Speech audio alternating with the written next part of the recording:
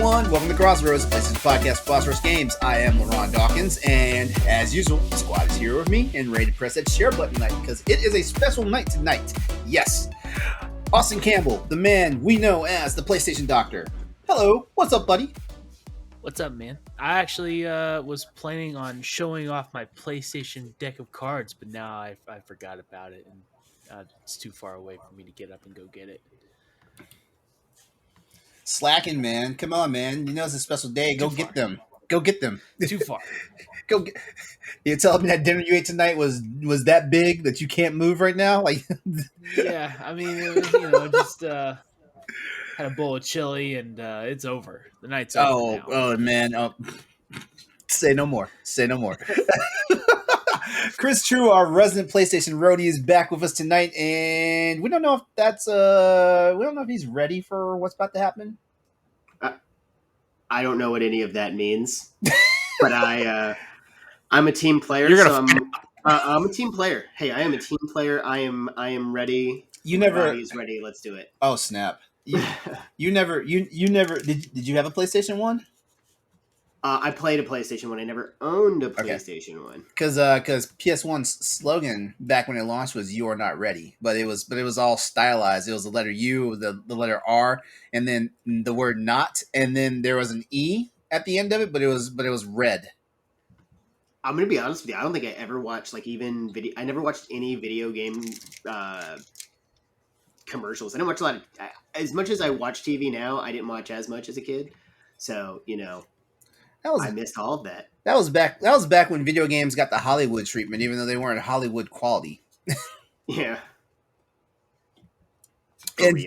And join us tonight, we have Corey Dirrig, the one, the only head honcho of Boss Rush Network, and my really good friend, even if he's a fair weather PlayStation gamer. That's not true. I just don't own one at the moment. Okay. You don't own one at all. Like there's no PS4 in your household.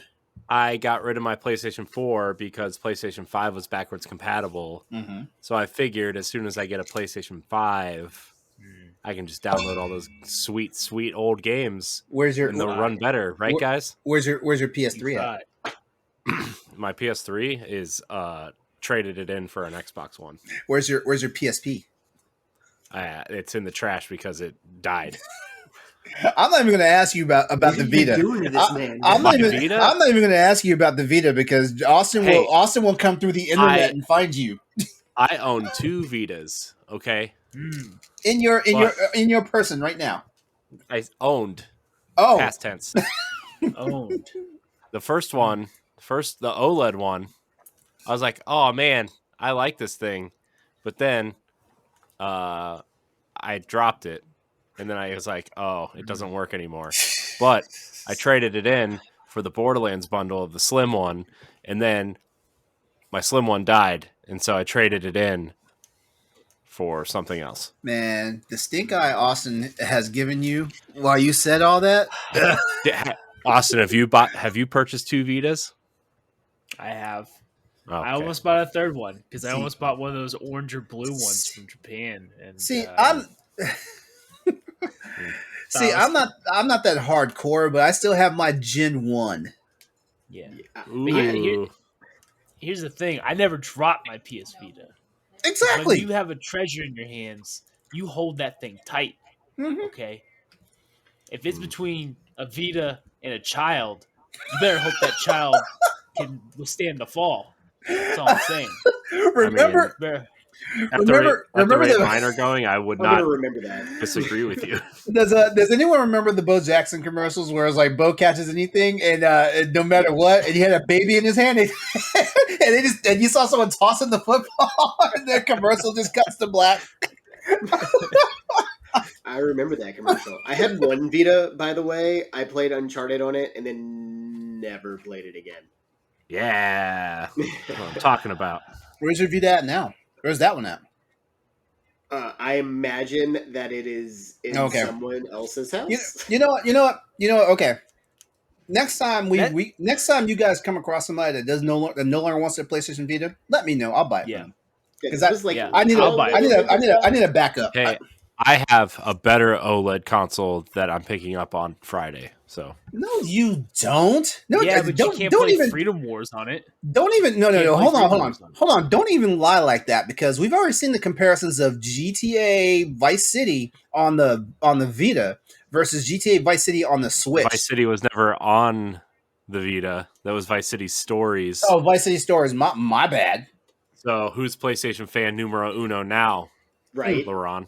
I'm not a Grand Theft Auto fan, so there you I'm go. not either. I hate Grand Theft Auto. Actually, it's just not a fan. Too. I don't Not a fan. I don't hate it. Like Ed does. Like every time you bring it I up, don't you can hate feel his eyes roll all the way from Chicago to yeah. like But fucking he- Austin, Texas. But he's still buying the GTA trilogy for the Switch. I don't understand. I know, so Yeah. he can complain about it more. I know his tricks. Make it What make game sense. is Ed not buying? Ed buys every game. Just to Yeah. say what he did. It's know, good Ed for the has- industry. Ed has all this disposable income, and I'm very happy that he gets to buy and play every single game that he does. purchases. He does more than work for Walgreens. I'm gonna tell you that right now. He's doing something. He's doing something illicit. He's got a lifetime supply of knee pads out there or something. I don't know what he's doing. He's probably like he's got to be a member of. He's got to be on the Albanian Mafia's payroll or something. He something's going on. Ed, I love you, but I love you nobody too, Ed. understands what's going on. Maybe he's just a really good manager of his money while buying all of these video games. He needs to come teach me how to be fiscally responsible because man, like Yeah. shoot, like there are some weeks I'm trying to figure out how am I going to eat by Saturday. Listen, Ed probably knows paycheck how to play the countdown. stock game, man. Ed probably got on the NFTs early. Before we even knew what NFT was. It's old school. He's an NFT hipster, is what he is. An NFT hipster. Whatever is after NFT, he's on that right now. He's already there. Jesus we don't even Christ. know about it yet. Jesus Christ. Not even made, and Or- Ed's already investing. The EVTs, the Edward Varnell tokens. Yeah. There you go. Or it's Find a way to knee monetize pads, that. Who knows? Oh, Could be either way. Whatever it takes, man. $20 is $20. guys, how's the week been treating y'all so far? I know it's only Tuesday night. How's the week been treating y'all? LeRon, thanks for asking. My week's been wonderful. Mhm. Okay. It's been great. It's been I got to play games this week. Okay. It's been great. Covered a lot of the other consoles' big anniversary this week. I saw that, man, dude. You were hanging in there, man. Like you were tweeting up a storm on certain days. Yeah. Well, when your job is to be on social media all day and interact with people on social media, I can do that. Here's my question. I know people at work listen to the show. I don't just sit on my own Twitter feed. Okay. I do my job. I'm just saying during my lunch don't. break when the Xbox showcase was on, I watched it and was tweeting about it and getting a lot of feels because it brought back a lot of fun memories from the past 20 years of my life, which makes me feel really old when I say that out loud, but it's okay. You don't And it have was to defend all yourself if you- erased when you saw blood on the sand, and that's the only memory you can keep now. I know Stoy and I are going to play it live on stream multiplayer. I've heard that game Oh. wasn't terrible. I never Blood on played the it when it Sand's came out. It's not. fucking Do you like awesome. Gears of War? Yeah. Same thing. I mean, it's Gears of War with G-Unit. 50 Cent and G-Unit. Except you have a taunt button, so you can just call everyone a bitch over and over again. It's great. I mean, Multiply that's your score. also true. That's all I want to do. I just want to call people a bitch and get the high score. Yep. Bitchin'. Indeed. Can't be Young Buck, unfortunately, though. That's the only downside. Young Buck was the one member not on there. So Sad. so Chris, you never explained what was the whole Jadakiss and Busta Rhymes thing. What's up with that? So, Rad Hope is sponsoring a concert in Philadelphia. It's a Busta Rhymes and Jadakiss concert. It's going to be Sunday, November 28th. So, as a organization, we will be there, hanging out. Cool. And also, it's a concert. I will go see anybody. I would go to a Kenny G concert. I don't care. I love music. Also, Kenny G's awesome, so I hate. I was all about the to. Kenny I was G about to hate. say. I was about to say how you. I was about to say how you just roll his name out there like it was a bad thing. Right, like, but people Would are you, like, would you go to a Scott Strapp concert? absolutely not. Wait, who's No. that? Who's that? I found his limit. Then he's the lead singer He's the of lead Creed. singer of Creed, and It's went not even solo. Creed. It's not even I- Creed. I- It's the solo act. Well, let me ask you. It's terrible. You know what? I would just to kind of laugh at him because he's still sitting on. It's just him by himself somewhere. I'm sure. I mean, And I have also weirdly I'm blocked by Travis Tritt because apparently he trolls the internet for people who disagree with him. So I want to show up at one of his concerts and hold up a sign that says, "You can block me on Twitter, but you can't block me from your concert." to be His assumption would be that I paid for it, but I'm assuming that all of his shows are free because he's got to get somebody to go. Chris is that guy. As soon as he finds out someone's blocked him, he's like, "I've already found a way around your bullshit." Right? yeah. Your viewpoints are bullshit.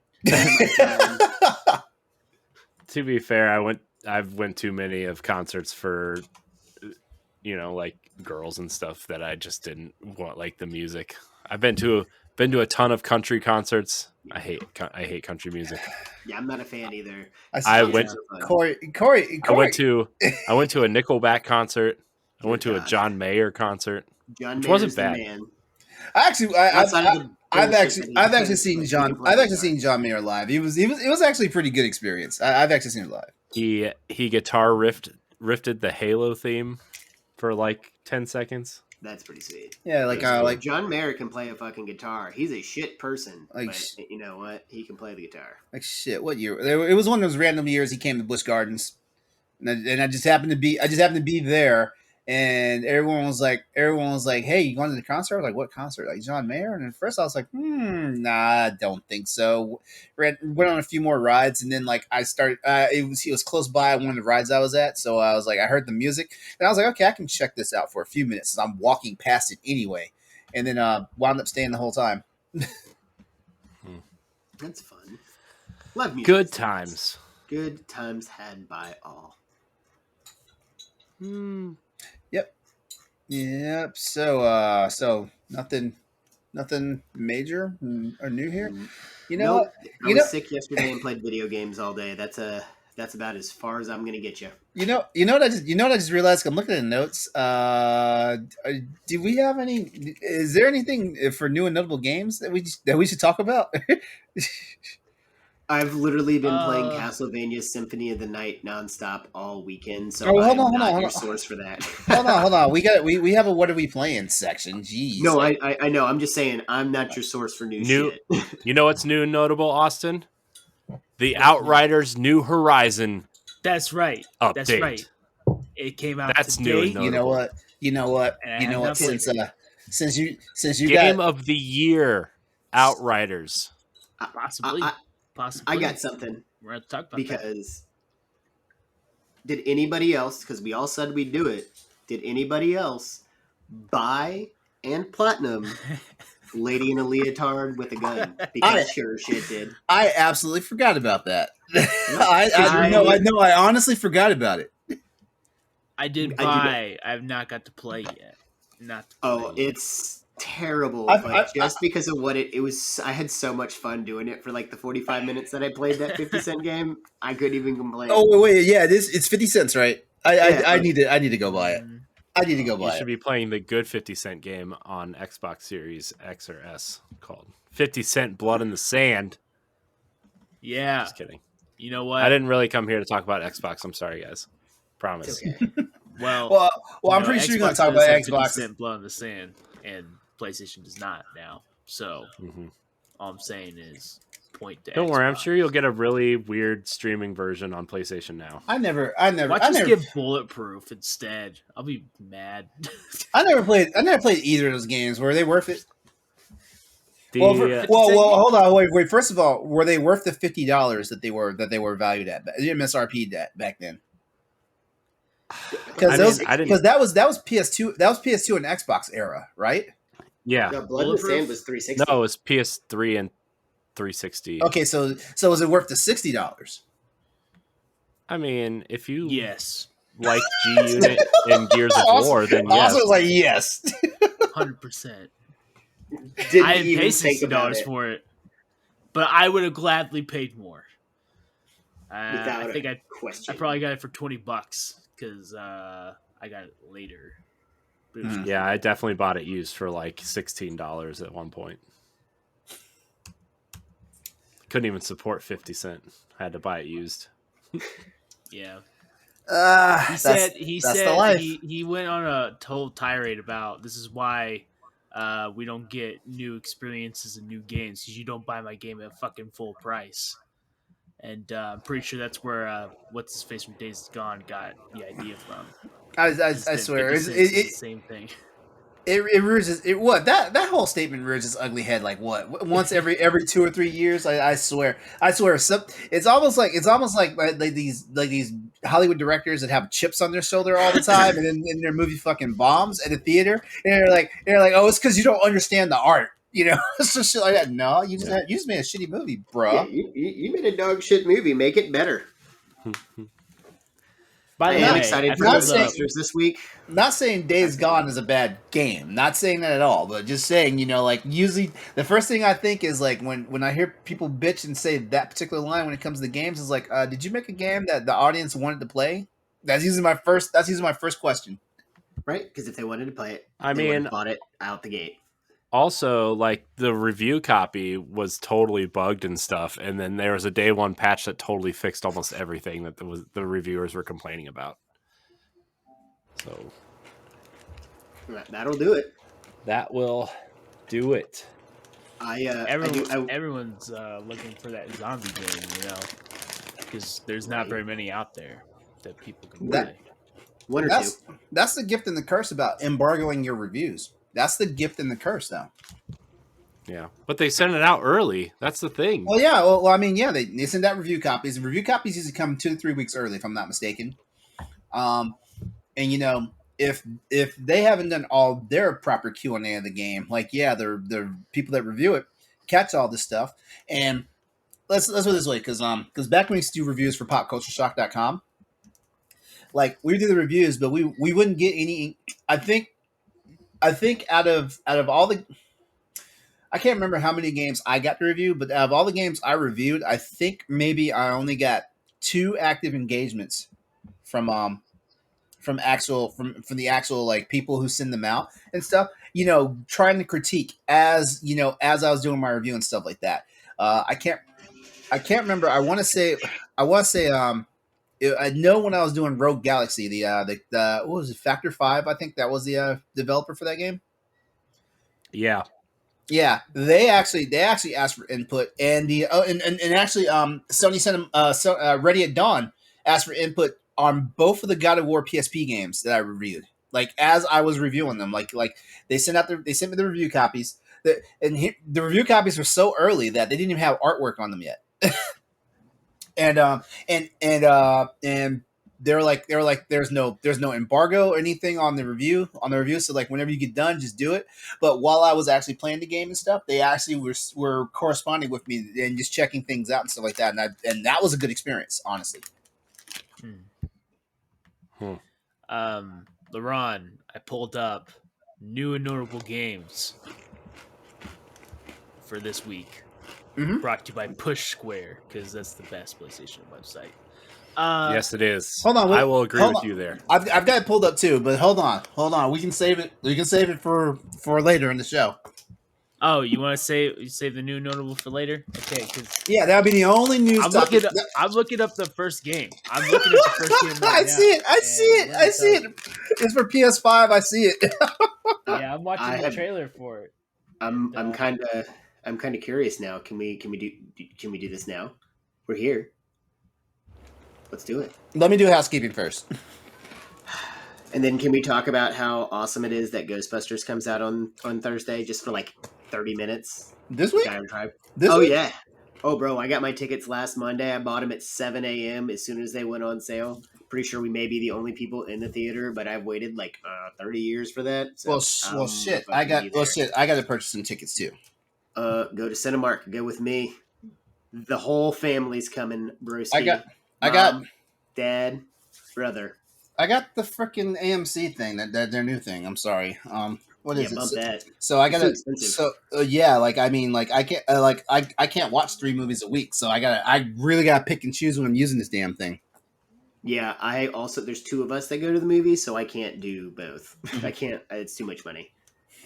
I use the hell out of Movie Pass. Mm-hmm. I got some movies on that one. It's a lot of stuff. And that is why they no longer exist. So housekeeping. Yes, housekeeping. This is Crossroads, PlayStation podcast for Boss Rush Games. Every week we come together bringing you the latest in news, rumors, games, and general discussion in the world of PlayStation.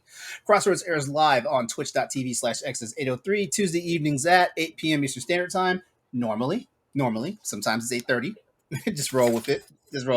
If you can't check out the live show, head over to Apple Podcasts, Spotify, or other podcast locations to get with this show. Yeah, because we're everywhere. If you want to see previous actually, hold on. My bad, I went too fast.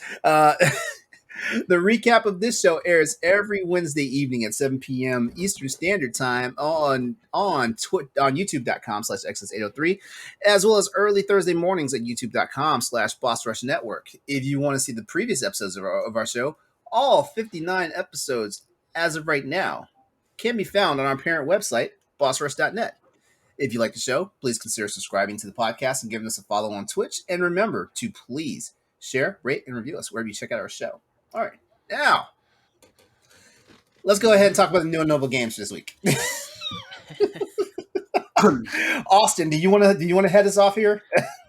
I mean, I'm looking. If we're looking at the same list, I do want to give a shout out because I didn't see this on the list. There's a game called Wild at Heart, which was on Xbox. Came out in March on Xbox, and it's kind of a Pikmin type game. So if you're into that. That came out on PlayStation. It's not on this list, so I figured I'd go ahead and give that a mention. Okay. But let's talk about the big PS5 game that we got here, LeRon. Finger Fitness. That's right. Came out yesterday. Fitness. Dear Mother of God, who the fuck named that? It's exactly what you think it is. Using Finger Fit. Yeah, it's using what God intended for the PS5 controller. You know, the haptic feedback and all the triggers. You know, now you got to give yourself a finger workout, and you can look it up. Yo, wait a second. There's video saying it's an easy $1 platinum game. Oh yeah, my Lord, it's definitely one of those games. And let me tell you, I'm probably going to play it. 100%. It can only make my game better. It can only make my game better. Is the sequel called Finger Bang Bang? Is that where they're going with this? The PlayStation Store. The PlayStation Store says, "Pump up your fingers with haptic feedback, adaptive triggers." Finger Fitness is idle game with all the new controller features. Push Square says, if Finger Fitness is a home workout for your hands using the PS5's DualSense controller. Yo, you know what? I'm thinking I like the format right now of the show. You know, this might be a game. Roll out with new and notable for my first. wife that isn't for how you think it is. Well, I mean, where's she using those fingers at? Hey, I didn't say she was the one that had to play it. Oh! Jesus Christ! Whoa. This is the fucking weird. Like, who thought of this? And also for massages, you perv. She works really, really hard, so I want to make sure that my fingers are fit enough to help her out when her muscles are tight when she comes home. Mine's out of the gutter. Yeah. You're digging the hole deeper. Yeah, it's not making it any better. I'm trying. She's gonna walk in here, kick in my door, and be like, "What the fuck did you just say?" I'm sorry. I'm line. No, she just kicks out the door and says, "Show me." Show me. You talk a big game, motherfucker. He's like, please, you got some bitch ass fingers. Let me tell you this. You know what's funny? I do have bitch ass fingers. I got my mom's hands, so they're like super tiny. We come back on the show next week, and like 3 of his fingers are just taped together because they're broken or something. No, you're gonna see like muscles come out of his fingers because he's playing Finger Fitness on PS5. Right, they're gonna look like Quagmire's arm. In an episode of Family Guy. Well, if you Are you doing all right over there? well, if you want to engage in some fitness for your fingers, Finger Fitness for the PS5 is already out. It came out yesterday. Yeah. Let's see. November 16th had a whole bunch of titles for PS4 and PS5, but I'm just gonna ring off a few of them here. There's a game I'm guessing it's called Survive, but it's got a 2 instead of an S at the beginning of it. That's on PS4 right now. There's a Just Dance person in Boss Rush. Who is that individual? Who is that? I mean, Stephanie bought it mistakenly. That's right. We're gonna have family members. We're gonna have words with her tomorrow night. Stoy's Just Dance. He told me he buys every one of them. He's bought every Just Dance for the Wii, and now he finally has to go over to the Switch now. Play like a filthy casual. Do we need to invite real Just Dance players play on? Do we need to invite Stoy to the show in 2 weeks? No, don't fact check any of this. Wow, it's just true. It's just true because I said it. Also, Kingdom 2 Crowns came out today, November 16th. Light Fairy Tale Episode 2 for PS4. Marsupilami. Now, Marsupilami, is that a Disney cartoon? Yes, Marsupilami was a Disney cartoon. Okay, like a Disney afternoon show, right? Yeah, that's what I thought. When I actually watched TV, I saw the word and I was like, "Wait, that sounds so familiar." Marsupilami, Huba Adventure, whatever on PS4. That word is Huba Adventure, I guess. Huba Adventure. I don't. Huba Steak. We'll just go with that. Call it Huba Steak. Yeah. Sherlock Holmes Chapter 1 is available on PS5 right now, as well as Yuki for PS4. But you know what, guys? Like, it's all about the November 19th game. That's the one that's going to get the most attention here.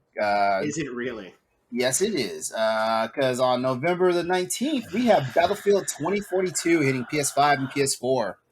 They're still releasing that even after that beta. Dude, I'm watching gameplay of it today, and it still looks rough. I'm not buying day one like I thought it would be. It's yeah, I don't know. What's weird is I watched Halo Infinite gameplay and I watched Battlefield 2042. I was like, yikes! Halo. Full stop for a second here, Corey. Are you subscribed to Paramount Plus for Halo series? I will subscribe to it when Halo comes out. I will not pay anything beforehand. Cool. Give me your login. Yeah, I have it, so you know. I have access to Paramount Plus. There's nothing to be excited for. We saw some guy with scars on his back put on a Spartan helmet. There's nothing to be excited for. Shut up! You're gonna watch this. You're gonna watch this shit. Shut up. Oh, you bet it your ass I am. But there's nothing to be excited for today. What if it's Vin Diesel? It'd be awesome. And the Warthog Vin Diesel just enters into the Fast and the Furious next Fast and the Furious. No, Vin Diesel already has something going on. He's got Arc. What if Vin Diesel's Master Chief and Michelle Rodriguez is Cortana? Would you be cool with that? Well, they already confirmed the voice actress for Cortana is playing her in the show. You mean it's not Chris Pratt? No. Or did they give him the voice of the Warthog that weirdly Can Chris speaks Pratt now? be Cortana? That could be an interesting. Xbox already made that joke on Twitter, the Chris Pratt joke, and then they had to go back and say we're just kidding because they got so much negative feedback. Make Chris Pratt be Craig, you know. Don't make him no one ever. I don't ever want to. I just don't want. I'm done with the Chris Pratt. They overdid it. Hollywood, well done. You did it. You know what? I don't know. I don't feel like they ran Chris Pratt into the ground like they ran Jennifer Lawrence into the ground. See, but Jennifer Lawrence was doing Academy Award worthy films. Chris Pratt Was she? Was she? doing. Was she? She did, and she won an Academy Award in her She- time. Yes, she won. Yeah, for that Silver red- Linings what was it? Playbook. She did The Winter's Bone. Yeah, Yeah. don't fuck with me. What about that red? What was it called? The one where she played like a Red Sparrow. spy? Yeah, didn't she get nominated for that too? Even though the movie was bad. Red Sparrow, and I'm not sure. I How don't you remember get, how hearing you get that. nominated for something when the movie's trash though? I don't understand. Don't worry I don't about know it. that. Suicide Squad won an Academy Award. Okay, How? Nobody knows. Well, okay? that's Move on. your main thing. That Jennifer Lawrence winning Academy Award doesn't mean anything if Suicide No, Squad. but that was for Silver Linings Playbook. Sometimes Which they that could was make- which that was a good movie. Oh. Which that was a good movie. Okay, that is a good And- movie. and she what else was it? She was in she was in that movie with Jeremy Renner, Christian Bale. It's Amy That Adams movie was in it. sucked. That movie sucked. That was an Adam McKay movie. I can't It's remember American what it's called Hustle. off the top of my head. That's right. Oh yeah, American Hustle. That's right. Sam Rockwell was in that.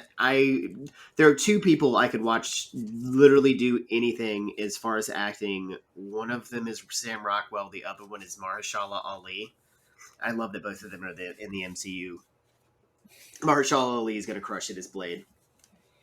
I think he He's is too. also won 2 Academy Awards. I think so too. Actually, yeah. All right. So yeah, that's all the Also- game. Oh. You skipped one that I have the most interest in. That's Dandy Ace, The which f- looks like Hades, but with magicians in an arcade. Oh yeah, it's on Game Pass right now.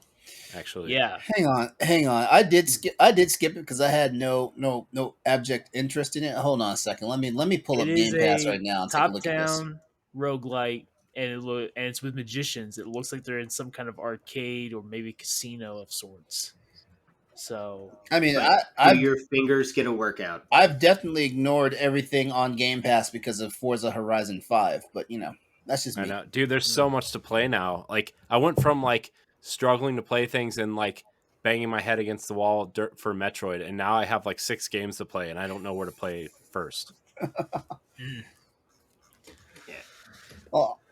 Well, okay, so I guess we can go ahead and move this on along, right? Because we've got a "What Are We Playing" segment to get through, right? yeah, Okay.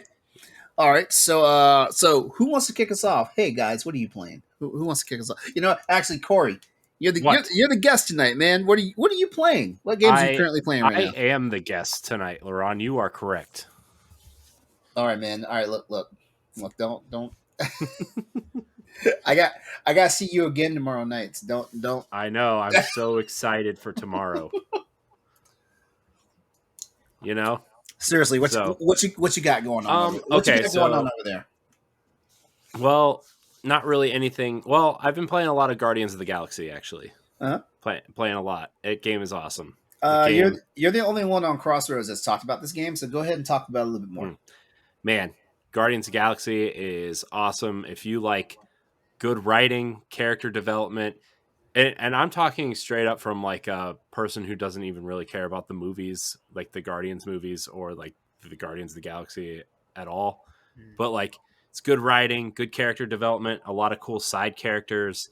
The combat is simple enough to kind of like get through things, but you can get into the weeds and create combos with the other characters, and sending commands to the other characters is just it feels supernatural and fun and engaging, where like you'll have a bunch of small enemies running around and you can have Groot kind of trap them, and then you can have Gamora and like kind of run up to them and start stabbing them while you send Drax to go pick up a heavy item and throw it on them, and then blow them all away with a rocket launcher. So it's really cool. Wait a second. This game actually sounds like it's kind of fun because that trailer didn't jump at me like it was going to be fun.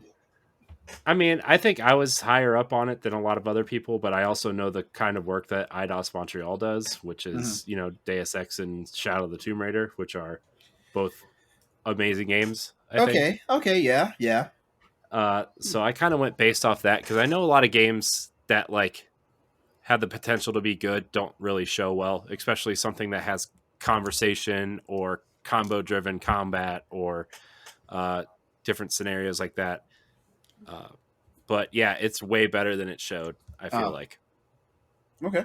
The elemental weapons for Star-Lord are cool. I use a lot of the frozen shots. Whoa. Sorry. Don't Cut that out. We're not going to. I know. Don't die over there. No, I was choking on my own spit. It's fine. It happens. It's really good. I'm halfway through chapter 5, so it's about 4.5 hours, 5 hours in, I would say, and I really, really like it. And the costumes and the unlockables are pretty cool. I got this cool kind of weird retro style costume for Drax. I got a Nova Corps costume for Star-Lord. I got a pretty cool costume for Gamora. It's really fun, really engaging. It's lighthearted. It's got a lot of heart behind it, which I can appreciate. There's a couple bugs I've hit here and there, but overall it's just a really strong outing, and I really recommend it. I'm sure it'll be like $30 or $40 for Black Friday. I would pick it up then. I think it's worth the $30 or $40 price tag. Which I think I'll jump on. Yeah, this is definitely a game that I have on my list to finish this year. I do have two questions. One quick one. Is it linear, or is there open world, or is it more like a hub world like Tomb Raider? The places I've been are pretty linear. I mean, there's like exploration, like you can do like light exploration. I would actually say the levels are kind of designed like Uncharted's, where like there's a pretty linear path, but there are side paths you can take to get collectibles and ammo and stuff to upgrade your weapons and stuff. So, and then the second one, how does is it like Dragon Age where you have like commands for each of your members, or is there just different special abilities you can use? To bring up your commands for your teammates, you press L1 and it brings up a wheel and it slows down combat. I would say probably kind of like Final Fantasy VII Remake, where it kind of just slows things down with the menu when the menu pops up, and you can issue commands, and then once you let go of the L1, it resumes, and then to bring up Star-Lord's special wheel, you just click the left stick in, and it brings up his wheel and of his special abilities. Gotcha. And then there's also a L1 R1 special move when you fill up this meter, and it's called a huddle, where Star-Lord gives a pep talk to the team, and you have to make the right choices based off what they're saying to you. Like, oh, we're getting our butts kicked out there. What in the Telltale Games is going on here? It's cool, but like, if you pick all the right choices, like your whole team gets a damage buff and a defensive buff. So like you're just super powerful, just kicking everything's ass. It's awesome. Yo, that game sounds cool as shit. Damn, maybe I did write it off too early. Mm-hmm. And like when it came out, it sounded like there's a lot of creative ideas that I've never really heard of in other games before. Yeah. And I want to point out that they put a lot of money behind this thing. Like, the production value on Xbox Series X, which is what I'm playing on, is unfreaking believable. Like, it's cool. I really love this game. So, also, I went through Lady Hellbender, Hellbender, her fortress, and the boss battle in the fortress. I don't want to spoil it if you guys are going to play it. Was really unique, really engaging, and really like. Yeah, it made you think, but it made you think in a way that when you accomplished it, you felt badass, but it didn't make me hit my head against the wall, So, yeah, it's awesome. Yeah, okay. I definitely want to get this on the Black Friday sales. Hopefully, it'll be $40 or so. Yeah, and hopefully it won't be one of those freaking what do they call the doorbusters? Because I cannot stand that shit when they do that shit on Black Friday. You mean you don't want to fight anybody for Elmo? Luckily for me, I live in like the smallest of towns that still has a big Walmart, and so like I can go there at like 1 p.m. and there still be plenty of stuff left over. Like all your big stuff is gone, but like there's plenty of games left by the time I get in there. I don't have to fight anyone. It's great. It's fantastic. That sounds awesome. Yeah. Nope, not the experience here in Newport News. No. Motherfuckers getting nasty with it. Number one, we got like what, like four. We got like 4 WalMarts within like easy driving distance from us, and 2 Targets. Yeah, Best Buy. Yeah. Mine just has the one, the one Walmart. You so lucky. You lucky bitch. Yeah. Corey, anything else you've been playing? Yeah, I've been playing a lot of Game Pass stuff. Look at this guy flexing his Game Pass, his Game Pass sub. No, I'm more flexing that I actually got to play a lot of different Stop games. rubbing it in. I've been playing a lot of Forza Horizon 5, which is just an unbelievable game. I'm not a racing game guy, and I've put like 4 or 5 hours into it already since last week. So balancing all these other games, so it's. I don't really feel like I need to say a lot more about it. It's just fun to drive around and play and knock stuff over and do the dumb side stuff. And there's this one part where you have to pick up a rusted out Beetle with a spoiler on it, but you're driving like this big semi truck to get it back to your garage. It's really weird. Like that was okay. I haven't gotten that far yet. It's trying to get the truck simulator guys in there. Trying to get those. Can't leave them out. Yeah. You'll have a tractor. You have to sell some chickens to a market. So how's the Outriders New Horizon expansion? How's that? I don't know. I haven't gotten there yet. Okay.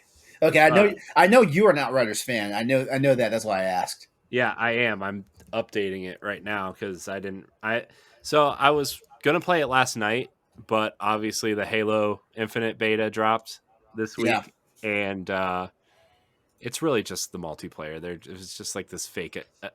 It's a beta because we want to launch them on the same day type thing. But it's the multiplayer. They launched the multiplayer for Halo yesterday, and it's fucking good, man. It feels more like an evolution of Halo 2 and 3 that people wanted. And this is coming from a fan of Halo 4. Halo 4 is my favorite Halo game.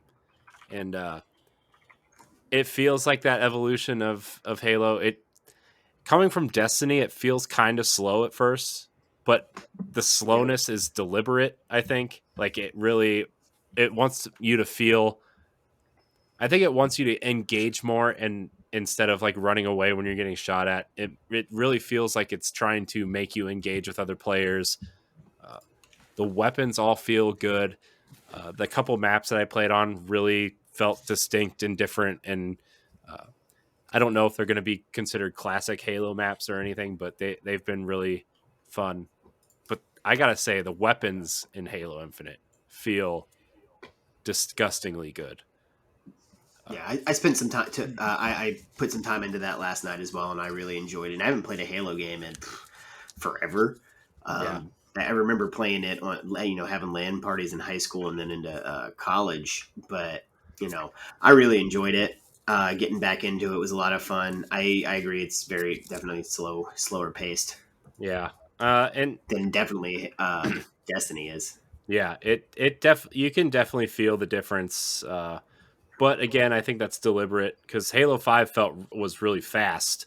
At least to me, it felt really fast and agile, and this feels very deliberately slowed down and tactical, and just making you really engage with other players.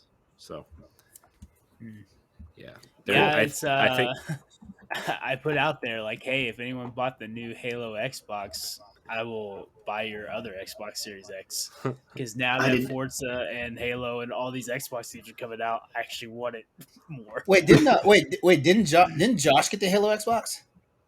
Yeah, but he's giving his he's selling his Xbox to that he doesn't know. I don't know if his girlfriend is keeping it or if they're going to get rid of it and keep the Series S. So, or I'll buy a Series S. I don't even care at this point. You know what? I considered buying Series S, and I was like, nah. I'm going to say this, going back to Guardians of the Galaxy real quick. I did play it on Xbox Series X and Series S. This was the first time I noticed a significant, and I mean significant, drop in quality in a game between the two versions of the boxes. To the point where I kind of question, unless you're like buying the Xbox for Microsoft first party games only and indie games, like which that would be me. Yeah. I don't know if this is a viable long-term solution for a next gen. Guardians of the Galaxy did not run great. It was really unresponsive. There's no performance versus quality modes on that Series S. It is locked at 30 frames a second. The textures are bad. Like it feels like I'm playing a last gen version of this game. So therefore Starfield will be probably not as good on Series S, which is really what I mean, again, I think Microsoft and probably Bethesda, now that they're owned by Microsoft, will take better care of their games and make them totally optimized for these boxes. But Guardians of the Galaxy it just felt bad, honestly, like on the Series S. And I don't know if I've just been so used to playing games at 60 frames, 120 frames. Dude, you don't understand the power of when you drop below 60. You don't understand. It's like a lot of people do not. Yeah. But like, I just want to throw that out there for people who are thinking about getting a Series S, right, instead of an X. Like I have noticed, a couple games that really the quality of the game dropped based on which console I was playing it on. Yeah, I mean, people think I'm a snob with this whole frame rate and performance thing, but no. Like, well, you are, but that's different. Who wants to go next? Or maybe instead of getting the X, I'll have LeRon tell me what I need to get for my PC because I need to upgrade it or sell it, one or the other.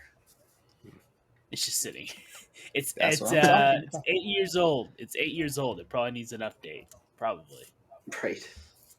Yeah, just send me the specs. I'll start you in the right direction.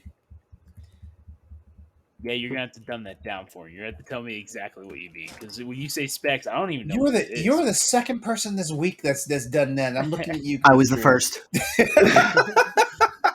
Listen, I got a gaming PC for a graduation gift because this is the quick story.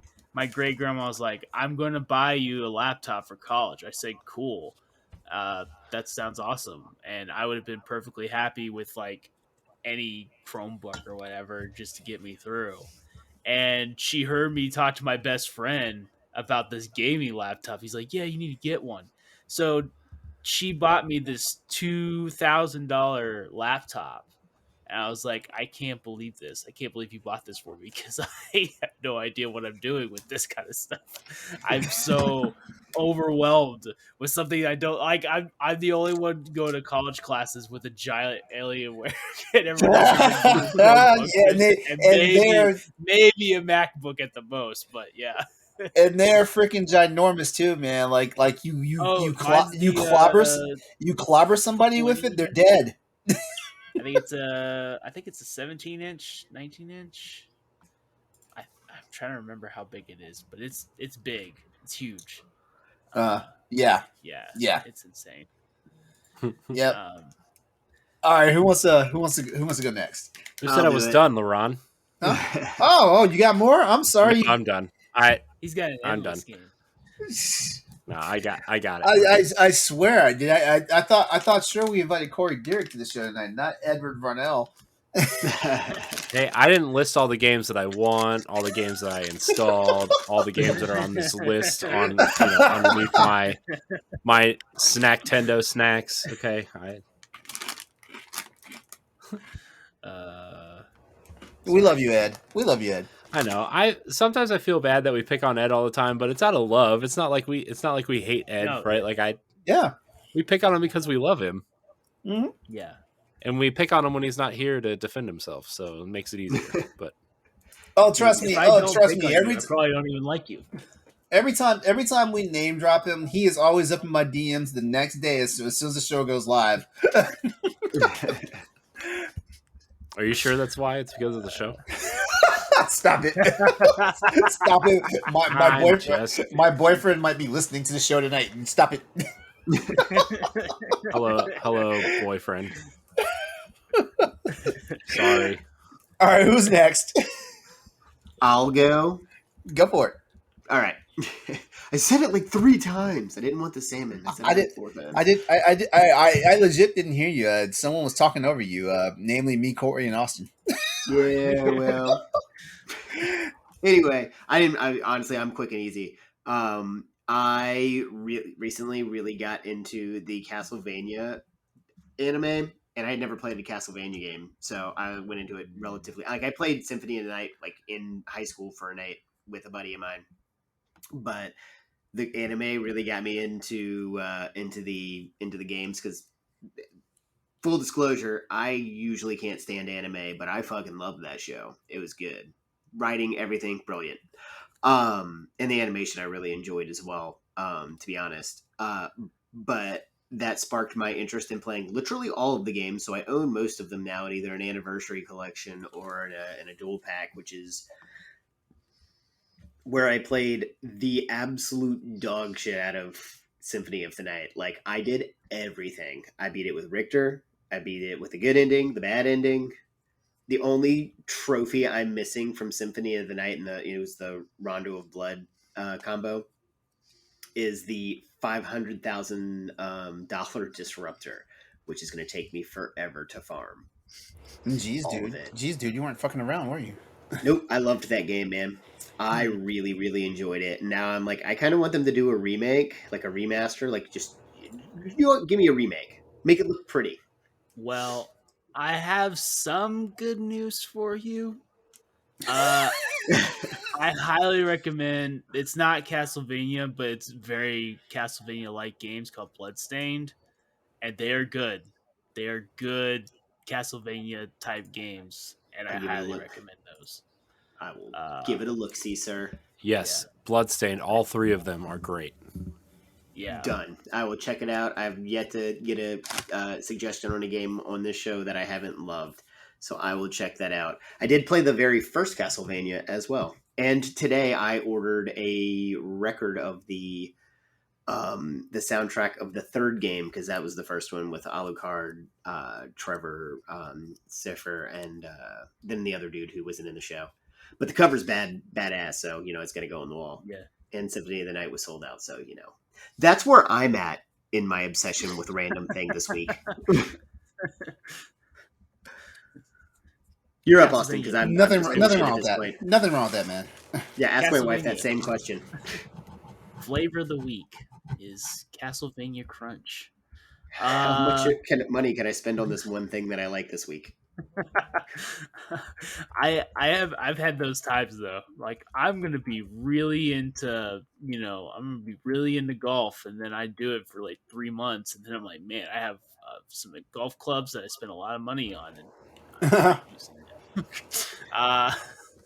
But I am gonna be real quick because I did not have time to play games this week. I'm kind of played Prey a little bit, and I've to the mission where, without really spoiling anything, they say you're about to learn the truth, all of it. So I must be getting close to the end. But I still continue to like that game a lot. And I think I'm going to try to, after I finish this, I'm going to try to buy all the games that are on the Game Award nominations so I could try to get through those for discussions. I'll probably get Resident Evil 8 next. Hopefully after I play the Outriders DLC with Corey, of course. But I gotta get that downloaded, of course. So slacking. Corey's already on his. I gotta put the. To be fair, I haven't even finished Outriders. I just played a lot. That's of a good point. I finished it, so at least I got that. It's fair. I platinumed it. I got all the accolades, which was At one point ridiculous. That was it, Austin. That's it. That's all I Okay. played this week. Okay, I was also a boring ass bitch this week because the only thing I played was Forza Horizon 5, but I played a lot of it. I played a lot of it. Like, but the sad part is, like, I still haven't bought my next car yet. I've been having so much fun driving the damn Supra. It's ridiculous. I mean, What that's are fair. your starting cars? Is the Supra one of your starting cars? The Supra is number 3 of your starting cars. They give you 3 cars. Yeah, you've got the crap. It's the Bronco, the Corvette, the and the Corvette Supra. I and think. the Supra. Yeah. Oh, that's not even an Also- option. But the Corvette is a nice ride though. It is a nice ride when you drive it though, because at the beginning of when you start the game, when you intro the game, they're dropping your ass out of a damn plane.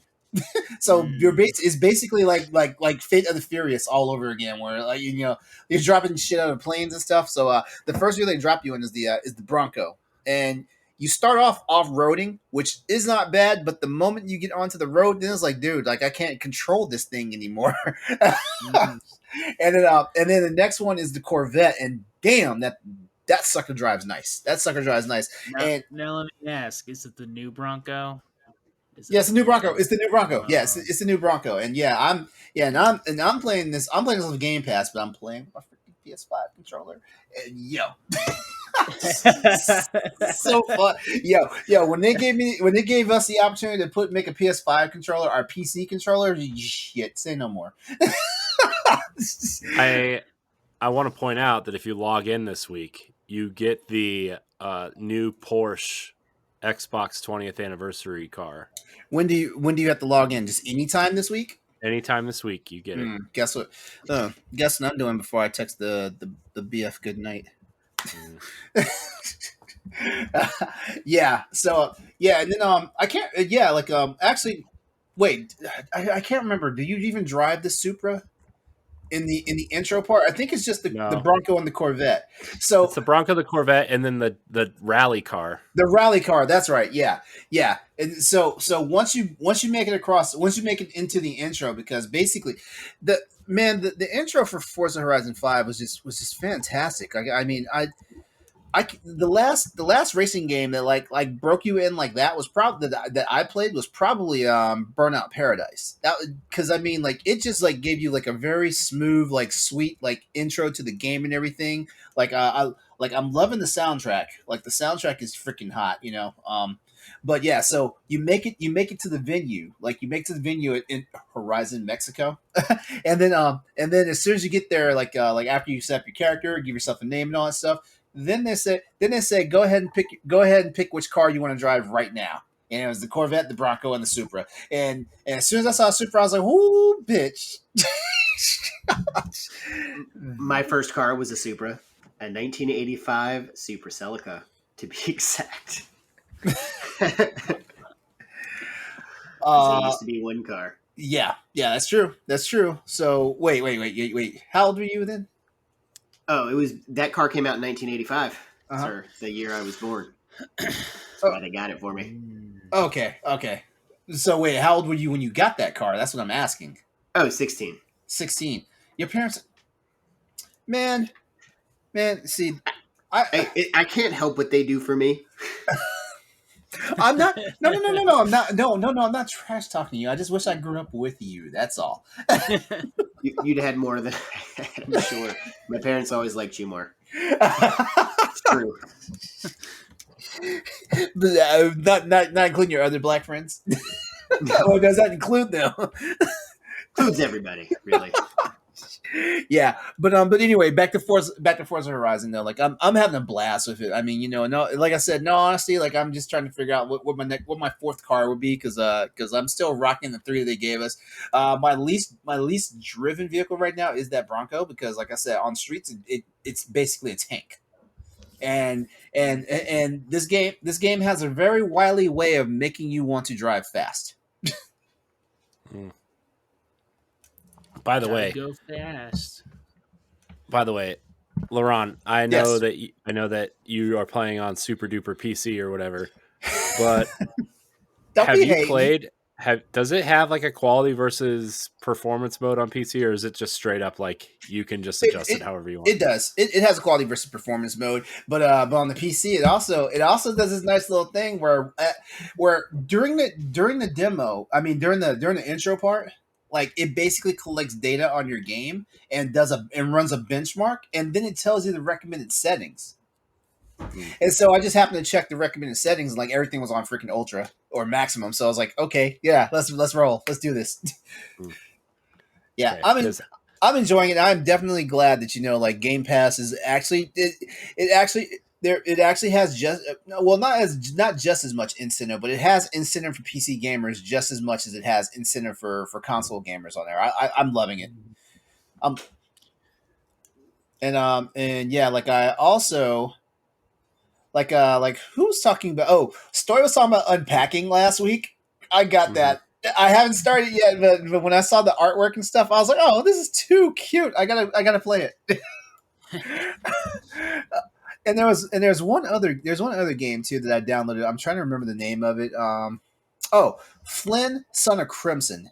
Like I downloaded that because I saw Wood talking about it on beat 'em ups, and yeah, like I'm gonna play that. Like that looks like a game that I technically should be buying for the Switch, but I'm I'm getting it. I got it, and I'm gonna be playing it. And yeah, that's it. Only game I've really been playing this past week is Forza Horizon 5. It's worth the pickup. Like I understand this is a PlayStation show, and I think we all just talked about a ton of Xbox games or games that were not on the PlayStation. But that's just a testament to like how you should keep your gaming diversified. You should, because every now and then, our favorite console, the PlayStation 5, has a drought. And sometimes you don't want to get into your backlog. Also, LeRon, I'm gonna need you to teach me how to do my PS5 controller on my PC because I may play some of these games. Yes, sir. Yes, sir. It's not You have that to download hard. a driver. You have to download a driver for it. Well, if you play off of Steam, there's a driver already built in. You just gotta go get the plugin for it. But there is a PS5 driver that you have to use. And it's actually good if you have a very good Bluetooth dongle to connect it to. Cool. Yep. All right. Well, that's everything. That's everything. Unfortunately, we had no questions from the audience, so I guess we can just roll right into the big topic, because the big topic this week for episode 60 of Crossroads PlayStation Show. Wow, boo. PlayStation Podcast is Happy Birthday PlayStation 5. Yay! How many of us have one? I do. I think we all do, actually. Not Corey. Oh, Nope. my bad. That's right. No. Not It's Corey. okay, pal. It took me forever to get mine. Like it forever. My mom is still trying to find one for my brother, and I try to help her out like every day. But she's like super, super picky about what it's the thing. Anyway, my brother's still a child. Just for those. Oh yeah. He's a big child according to what I heard he did with your parents' credit card. But yeah. He is. Not my parents. My great grandmother, who was 94. Ooh. Wait. He did the her. Yeah, he was like 10. Ooh. Poor kid. He just wanted to go to Pornhub and didn't realize where Ooh. it's at. Oh god.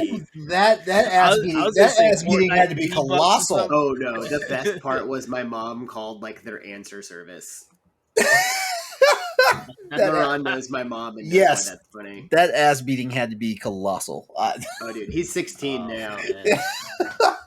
And this is gonna come up because that kid's gonna be a pro baseball player, and they're gonna find this huge this somewhere. Wait, does he know that Pornhub's free? He doesn't have to. I tried to explain that to him. He wasn't 10, but he was younger. I tried to wants the explain good that to him. He's like, you don't have to pay for this. Yeah. This was after he tried to sign up for a free account using my picture and my name. And get this, I shit you not. My mom called and told my wife about it because she didn't want her to find it on there. And my wife's Hannah's first response to it was, "She must think really little of me if she thinks I'm on Pornhub enough to find your profile."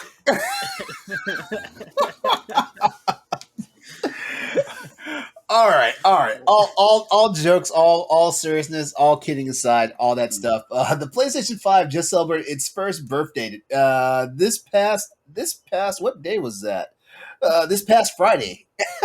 This past Friday, the PS5 turned 1 years old. Oh, it's just so cute, isn't it? It's getting all big. It's growing up, and we can't be any happier.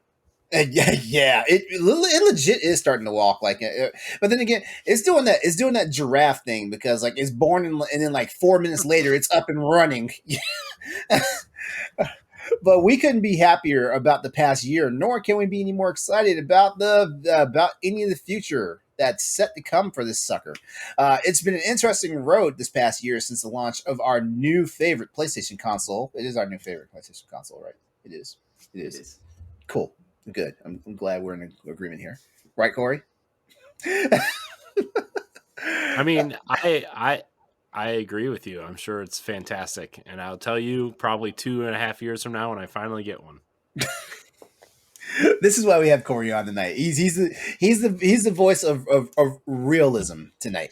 Let me tell you though, That's I've home gotten console, I've gotten like 4 of them for people because like I had already gotten an Xbox, so I'm like, I'll just wait because I don't need both boxes right now, and I can't really afford both boxes right now. So I was getting them for other people, and now that like games are coming out that I actually want on this console, like you can't get one. So Anywhere. I almost made that mistake. I almost was like, you know what, I don't need a launch console, but then I was like I'm hosting the PlayStation show, so what type of fool would I look like if I don't try my best to get one? And then I got lucky and got a day one system after I thought I was locked out. Okay, so Sony's new generation console launched on November 12th, 2020, last year, in the US, Japan, Canada, Mexico, Australia, New Zealand, and South Korea. And then most of the rest of the world wound up getting it a week later. I said most of the rest of it because the Middle East and South Africa did not get it until almost 6 months later. Oh wow! Yeah. And the Middle Eastern version is like $800 because of the exchange rates over there. So yeah, like well, that's why old consoles are really popular in Brazil because of the trade tariffs, where like PlayStation 2 and Dreamcast and Sega Genesis are like huge down there. Like now. Yeah. So. The system itself had a relatively smooth launch and quickly generated a ton of buzz, notwithstanding the constant supply issues. It came with a very different look and feel than its PlayStation 4 predecessor. Rest in peace, because its days are numbered. Sony's new flagship console is definitely a conversation starter for almost every home that you can find one in. Like how I got the snark tonight about like where you can find one at. Tonight. All right. When it comes to PS5, be it the bulky and somewhat cumbersome look of the console, the cool white finish, or that oh so sweet controller, the PlayStation 5 is the biggest leap of hardware that Sony Computer Entertainment has dared to release to date. I want to say their biggest leap. Well, their biggest leap before this had to be the PlayStation Vita. Am I right, Austin? You'd say so. 100%. You say so, right? Because I still feel like even though the PS4 broke some of the norms of what PlayStation had been doing previously, they still played it kind of safe. Yeah, I mean we got Knack, so I mean we put it as safe as I possible. loved Knack. Everybody loves Knack. No. Knack is a snack. Knack ruined my console once. Hey. Knack walked so Horizon Zero Dawn could run. Damn straight. And then Knack 2. They're not even close. No. Exactly. That's why I said it like that. Okay, so the PS5 launch was eventually confirmed to have broken hardware sales records in the US, having enjoyed the highest launch month of any gaming hardware platform in terms of both units and dollar sales, records which were previously held by the PlayStation 4. Currently, it boasts a lengthy list of exclusive games, thanks in part to Sony's activity in the wider development market. And the road ahead for PlayStation is exciting for gamers around the globe. Now let's back it up for a moment. On the 12th, PlayStation's Jim Ryan took to the PlayStation blog to thank the players for the amazing journey for the first year, with the promise of many things to come for PS5 in the future. Uh, in his own words, he said, "It is just getting started," and despite chip and silicon shortages, internet bots and scalpers, and shipping lane slowdowns, the PS5 has managed to become the fastest selling console, and is on track to meet sales targets. On track, like there has been some setbacks, which I'll talk about in a moment. But guys, we already kind of got the big question out the way, whether or not we own a PlayStation console. I know I got lucky enough to snag a system at launch. Austin, I helped you get yours. How long you had your PlayStation now? What was that? Was it March or February? I know it was sometime after my birthday, I believe.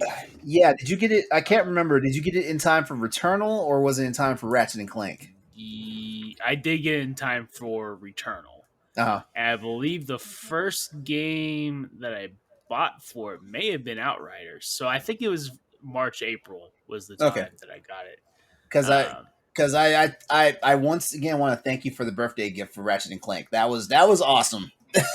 Well, thank you for helping me get my PS5, and I think with your graciousness, I was able to get 2 more PS5s that I was able to get to other people. So, I guess that means we got to hook Corey up. I guess that means we got to hook Corey up now.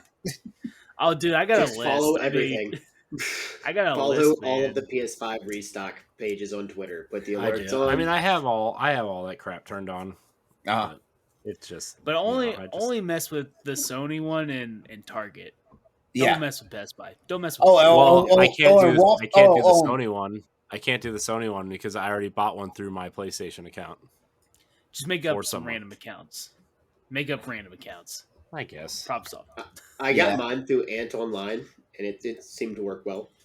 Yeah, even though you wouldn't gift me the freaking PlayStation Now voucher, which are you even playing those games now? I'm going to. You're fired. He's going to. It happens. You're fired. You're fired. Not the first time. You're fired. I think my favorite part about, because I got mine after Austin, like we were talking about in September, is it really got me back into PlayStation gaming, which I had gotten away from. And it felt different. It felt like an advancement. I've had an Xbox Series X since last November, soon after it came out, and I never felt like it was a great leap forward. PlayStation, I feel like, is a great leap forward. I don't know, the hardest time. I felt like it didn't seem much, other than graphically, didn't seem that much better than an Xbox One. It just, the interface and stuff I didn't like as much. It feels the same. It doesn't feel like there's any development, where PlayStation 5, everything has changed.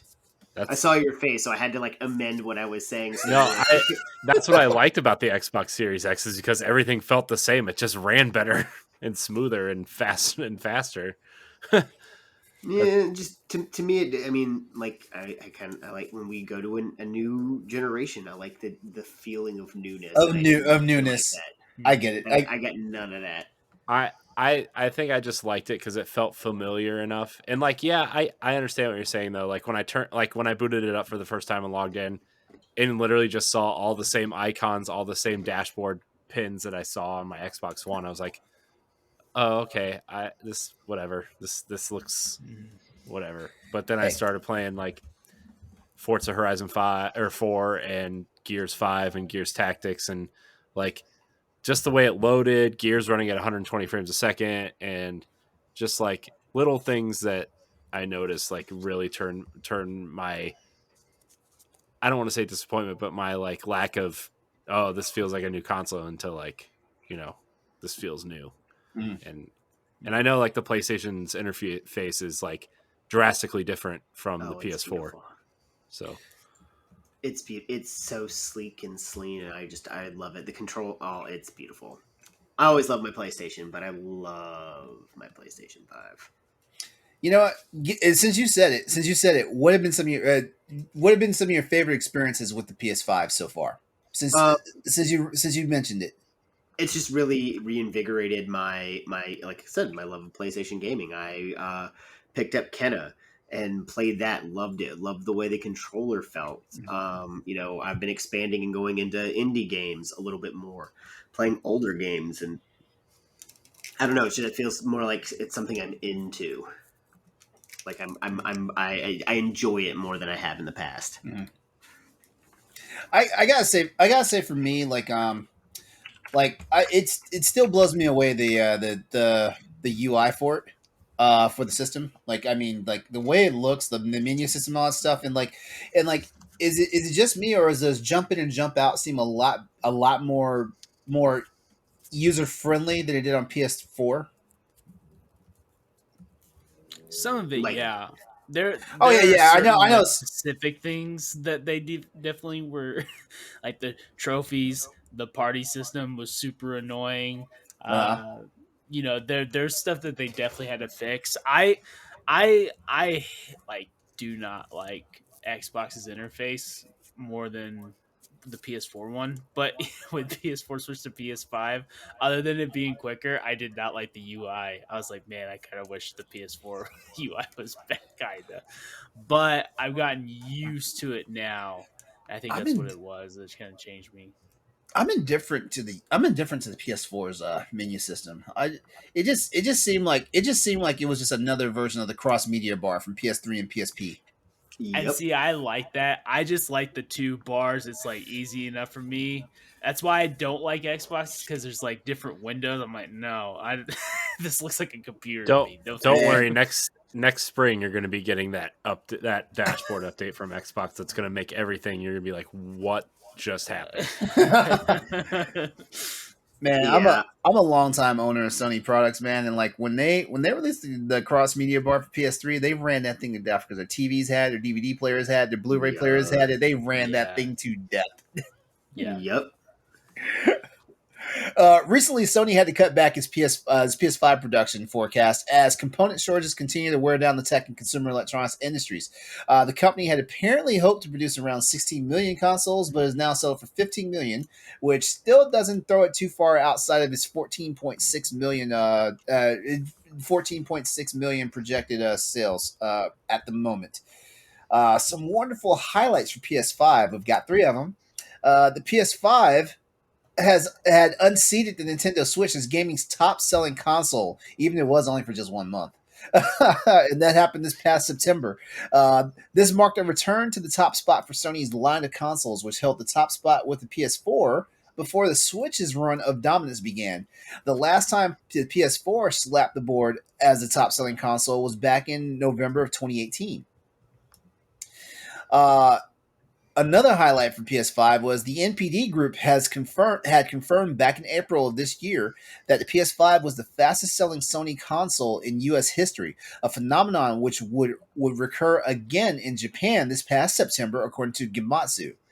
Despite the console supply shortages, it managed to surpass 10 million sales, the 10 million sales mark in about 248 days. And before you guys get in there talking about, well, what about scalpers? It doesn't matter because like those are actual sales. Now, I mean, yeah, like it doesn't mean that the end user base for PlayStation is up there, but at the same time, those systems sold. So eventually they will wind up on the market to people. As a matter of fact, the scalpers have been taking hits because I've been noticing like they're getting down to about $700 now. Yeah, it's not like scalpers have like hundreds of consoles that they haven't Yeah, sold yet. They're selling yeah. them things. They're selling them, yeah. So yeah, it's getting unique users. Some people have more disposable income than others to actually get these systems. The PS5 would manage to take the title of 2021's best-selling hardware in the United States in terms of dollar sales. And another highlight for PS5, the PS5 DualSense wireless controller, the white edition, takes the mantle of the best-selling accessory of the year. With its immersive haptic feedback, dynamic adaptive triggers, and built-in microphone, which is all integrated into the iconic design. I mean, have I told you how much I love this damn controller? Oh, I really do enjoy it. It's- I have a black one. I love it. I haven't bought a black one yet because I have two white ones and I barely use I barely use them. Like they're both always on the charger. So yeah, I'm going. Hannah uses the white one. I use the black one. Yeah, I'm gonna get a black one eventually though. It's so nice. It feels like home. Yeah.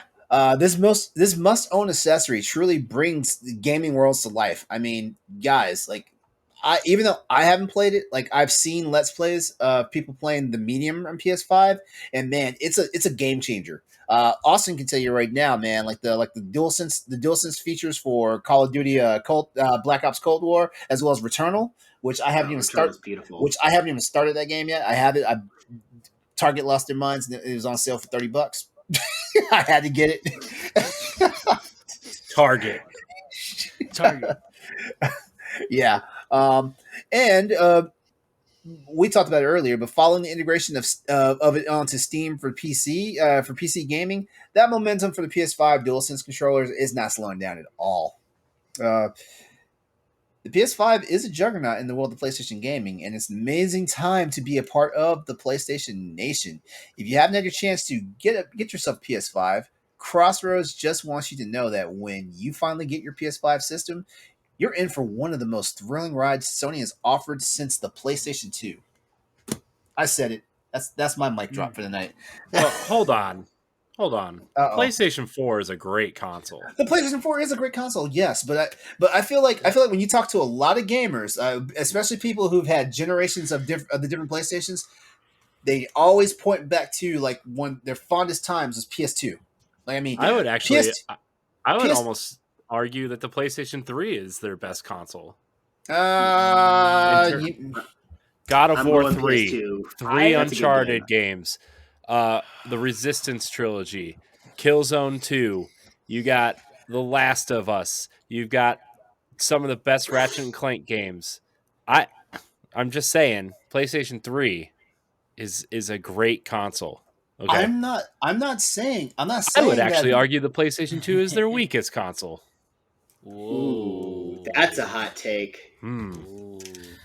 Now here's what I'm just saying. All the best games on PlayStation 2 were third-party games. Metal Gear Solid 2 and 3, Final Fantasy 10 and 12, Kingdom Hearts. You think about all the games that you associate with PlayStation 2. What are they? Are they Sony games? Okay, what? Maybe SOCOM. Okay. People associate SOCOM. Jack and Daxter. I will give you God of War 1 and 2. Those games are great. This is the best games on the console. God of War 2 in particular. I'm not going to lie. Corey may have swayed me. Corey may have swayed me too, but PS2, of all the PlayStation consoles, PS2 still has the biggest library of games. It still does, and I'm not just saying first party. I'm talking about everything that's been played on because Devil May Cry launched on PS2. Devil May Cry, Onimusha. What else we got? Corey mentioned it, Jack and Daxter, Ratchet and Clank. Like launched Cooper trilogy. I'll give you that too. Yeah. So yeah, all I'm basically like there was a poll. I can't remember when I find it. I will put it out there. But a lot of PlayStation gamers, their fondest memories are on PS2. Like you had with the like JRPGs like went to overdrive on PS2. Like I mean, like a lot of people like they rode that wave that started with Final Fantasy VII and continued going into the PS2 era. Shoot, you know what?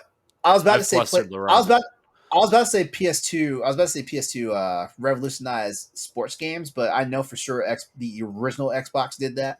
No, actually, it was PS2. I would say it was PS2 because EA refused to put their games on Xbox. That's right. Because of Xbox Live. That's right. And you would have to pay to play their games. And EA didn't want that. Ironically, the money-hungry EA that, kind of grew out of that didn't want What do you mean? money to play EA's games some online. noble people, man. Yeah. Right? So but then Xbox put out their own sports games and they all sucked, and then they Yeah. begged EA to come, do Xbox Live. Oh, I remember when that was a big deal. That was a big deal when EA finally like started putting games on the Xbox, like the sports games. I know. It's cool. Although what Xbox should have done is just allowed Sega to keep making the 2K games. Just invest in them, and they were better than the EA games. I mean, they made a sequel. They made All Pro Football 2K7. So yep. All right, so here's a question for you guys. What's one thing Sony should do to elevate the PS5 experience even more? Make it easier to get. That's the only thing that you can possibly do. And I know, and you can say, but that matters, right? Like I know that because you can't change it, doesn't mean it's not the most important. And just like Sony can't, just like people can't find PS5s, like gamers can't find PS5s. There's people who want to buy a vehicle, they can't find an F-150 or a Toyota Tundra. I mean, this whole thing's got everybody fucked up. I mean, shit. Like we got economists saying Christmas is about to be ruined. Which is why those people are fucking idiots. Though they don't know how supply and demand and shit works. Like, I mean, are you talking about like just wait? Because I'm going a completely different direction with this. Like people saying that the shelves are empty. It's because people are buying shit. It's because people are buying. People are buying PlayStations. That's it. But I mean, like we still got thousands of containers sitting on the West and East Coast, like that need to be like hit the trucks to get to the places and stuff. I mean, but is that a supply chain issue, or is that that's part of the supply chain issue? Like it's like because the supply chain is not just manufacturing; it's also shipping and logistics. Mm-hmm. Yeah. I mean, plan for that shit. It's not like you don't know. It's not like they make them in Japan and they're like, well, fuck, how do we get it across all of this water that's here for some reason? If you ain't got people driving the boats, what does it matter? It's 2021. Ship that shit from Japan straight to people. Like, seriously. Dude, wherever they process these things, like I'm sure there's issues. But either way, that's going to be the biggest issue. It's going to be the biggest topic and the biggest thing that can make the experience better because you don't have as many people as you could. Okay. So thank you for that, Captain Obvious. But what's one thing Sony should do to elevate the PlayStation 5 experience even more? I couldn't think of anything else because everything else is pretty fucking awesome. I have a PlayStation 5. I mean. I really think PlayStation needs to do what the Xbox is doing right now with the backwards compatible stuff. PS Now boosting it up. I don't even need it to be like, hey, you're gonna get big AAA titles. I don't want Guardians of the Galaxy. Like, I would be nice if Guardians of the Galaxy was free or came on PS Now, but just put more indie games that give all these indie developers more of a chance, get them a shine by putting them on your service, making them downloadable. Stop the streaming. Being able to only stream PS3 games is why PS Now sucks. It really does. That's true. And if we can make those downloadable, if we get more indie representation in there on PS Now, and then throw in your first party exclusive titles for a few months, like 2 or 3 months at a time or something. You're still going to get those sales anyway. People are going to be there day one. But what's going to hurt if you put, God of War out there on PS Now at this point? Because anyone has bought it by now, especially since it's on PC. So, but I think that's going to be the big thing, is just being more consumer friendly at this point. Giving the fans what they want. I mean, PlayStation has a history, and Nintendo is celebrating theirs, and Xbox is celebrating theirs, and it seems like with PlayStation, it's just like, we'll remaster Final Fantasy VII. Y'all remember that game, right? Hold up. Is Nintendo really celebrating? Well, I mean, they're giving you the backwards compatible stuff with NES, SNES, and Nintendo 64, and people who really care about that stuff are going crazy about it. And I want that for PlayStation. I would love to play Resistance. I would love to play any PlayStation 1 JRPG, honestly. Give me some PS2 games on there. There's just there's so much that they're missing out on by just not hold giving that us hold the that option. hold that thought for a second, because we gotta get ready to let Chris go for the night. Chris, go ahead and throw your plugs up. All right, y'all. You can hit me on Twitter at @RealChrisTrue. You can find me there. Let me know what you're playing. If you want to swap, whatever. I need friends. But all right, peace out, guys. All right, man. Bye, Have Chris. a good Later, one. Chris. You Have a too. good one. Now the good part of the conversation happens. All right. So Austin, wonderful thing bringing up the whole backwards compatibility thing, because just recently Microsoft put out for that they are no longer going to be doing any more backwards compatibility stuff. Part of it's because of licensing, and there's another part of it that I forget. But there's two reasons why. Licensing was one of them, and A lot I feel of it was license. Hold on, we talked about this on Arsenal X. Let me pull it up here. okay. We totally talked about this last night on our 20th anniversary conversation. I'm filling time with a song. Maybe. Where is it? I, It was I know literally on- most of it. When you were talking about it yesterday, I was thinking either the game's broken and can't be taken over, so something technical, and then the licensing. Think about all the games with music in it. You can't do like Midnight Club or any sports games because they're gonna have all the licensed music in it. A lot of the racing games, stuff like that, is gonna be impossible to carry over without Yeah. calling a bunch of agents. All right. Here's the direct quote from Peggy Lowe, who's the she leads the Xbox compatibility program. She says, "While we continue to stay focused on preserving and enhancing the art form of games, we have reached the limit of our ability to bring new games to the catalog from the past due to licensing, legal, and technical constraints. So some engines just aren't capable of being brought forward. So those are the reasons." She also says that it's only possible through the passion and feedback of the community which games we brought forward. It wasn't easy, but obviously PR speak. We did it for the fans. Whatever. 2 games made me really sad that weren't brought forward. Alpha Protocol from Obsidian and Sega, still not brought forward. And what was the other game? I don't even remember the other game, so it must not have been that. Did they ever get Arkham Origins? Nope. Oh, that was the other one. Arkham Origins.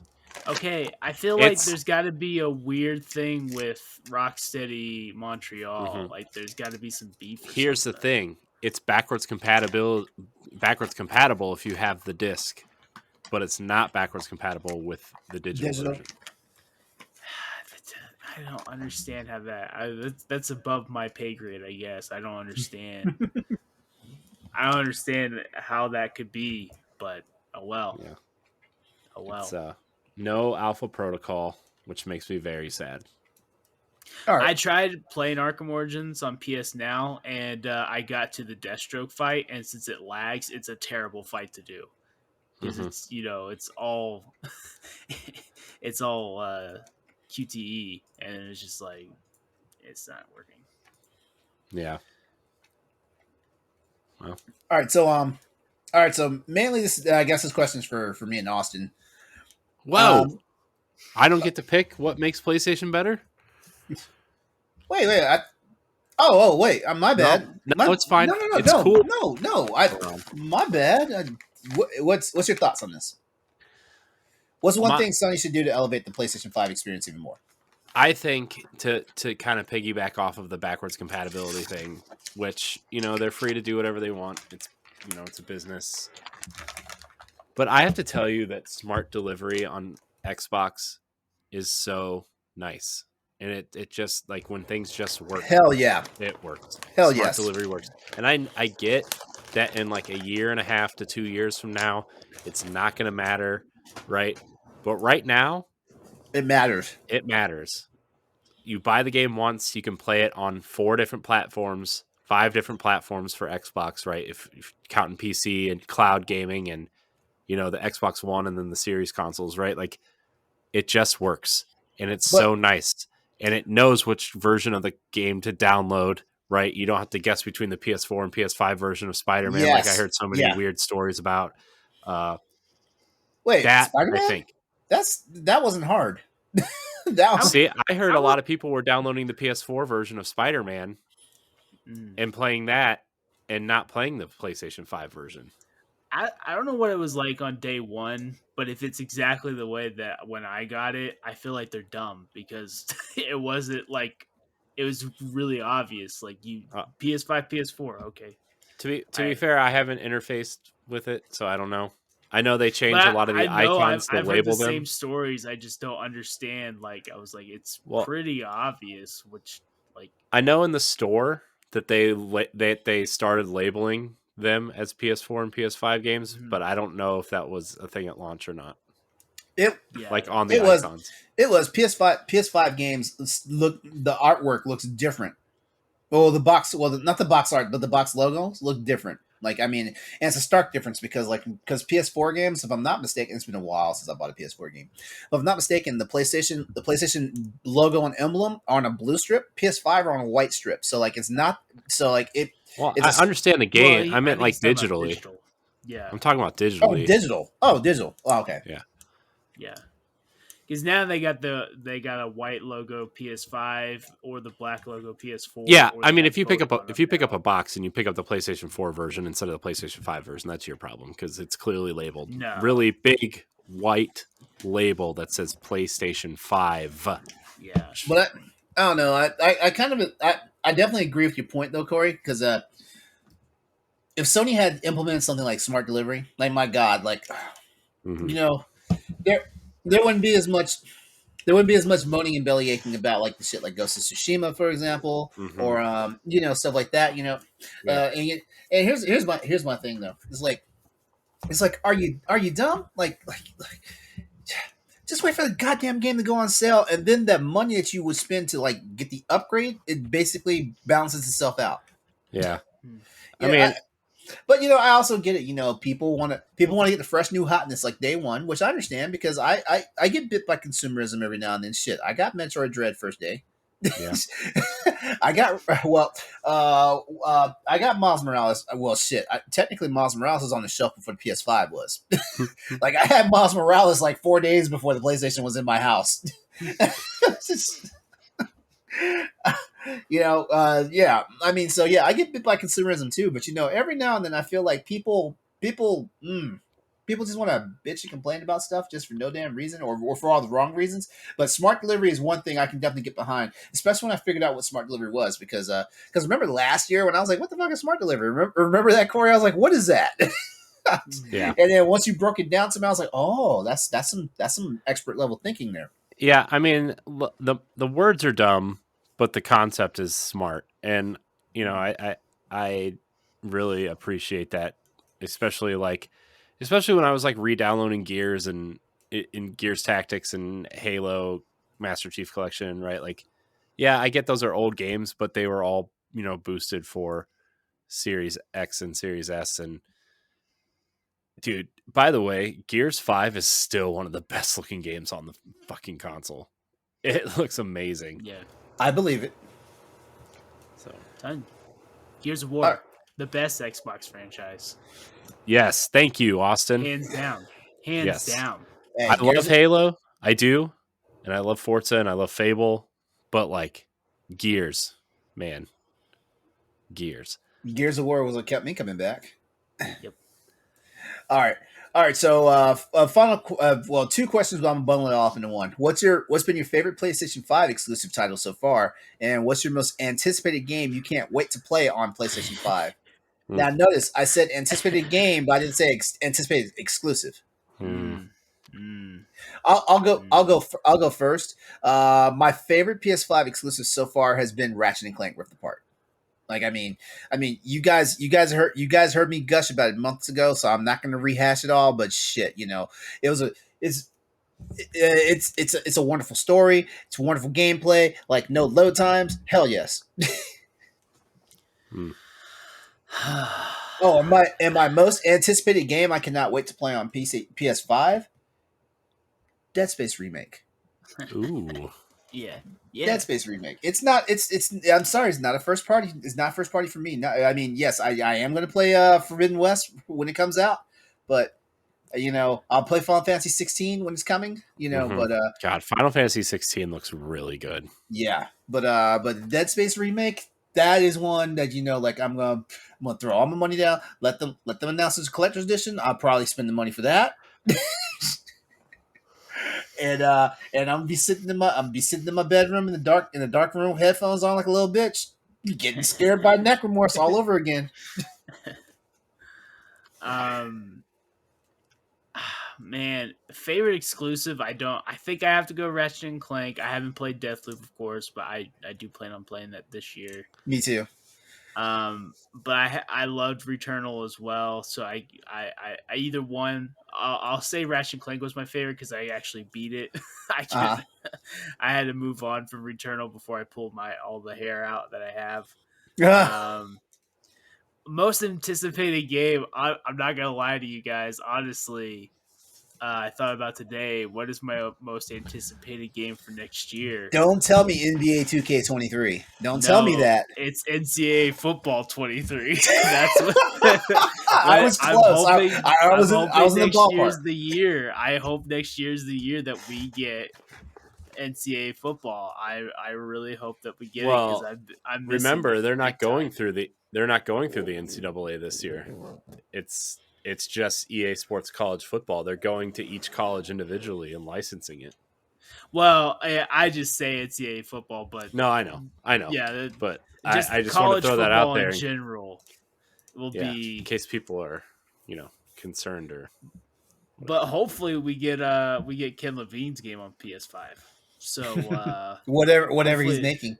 Yeah, whatever he's making. Also, whatever Naughty Dog's making. Hopefully, it's not Last of Us or Uncharted. I hope it's like something brand new from them.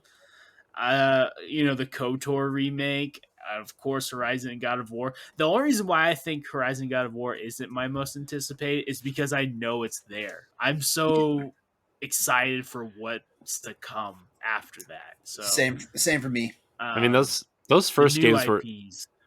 Those first games were so good that it's going to be hard to be surprised at anything, but the quality is going to be there, Yeah, right. So it's for me, God of War and Horizon's okay, I'm going to get more of what I like, but what I really can't wait for is something new that I didn't know I liked and that I'm going to.